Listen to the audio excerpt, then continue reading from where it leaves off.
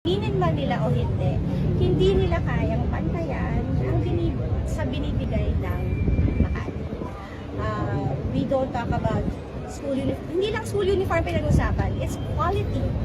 Quality, yung mga benefits na binibigay namin. Pag sinabi namin, libre po ang gamot, hindi namin sinasabi ilang perasong gamot lang. Hindi kayang pantayan yung may masabi lang na nagbibigay. Nagsasabi nagbibigay ng free uniform, nagsasabi ng libreng gamot. Pero, anong klaseng gamot? Anong kalidad ng serbisyo? Anong kalidad ng benepisyo na nabibigay ng lungsod, ng dalawang lungsod? So, very unfortunate kasi ngayon nako-compare. So, ang kawawa kasi yung mga EMBO dahil nasanay na sila diba? So, ako I'm very concerned about my dialysis patients na nakatira sa EMBO, yung mga chemo patients na kami yung nagpapa-chemotherapy ng libre. Nagtatanong sila, saan na ngayon kami magpapagamot? At wala akong magawa.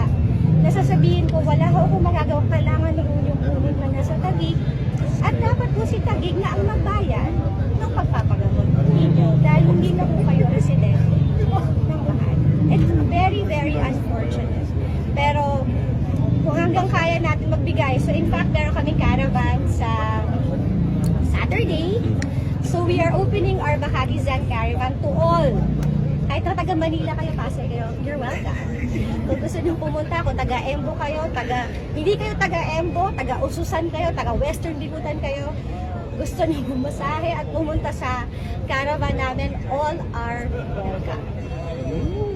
Okay. Ano meron doon sa caravan, ma'am? So, meron kaming libreng gamot, meron nandun yung taga PSE, meron kaming free legal, kasi yun yung all-in-one, parang one-stop shop So, may mga national agencies doon na pwedeng may libreng prescription glasses.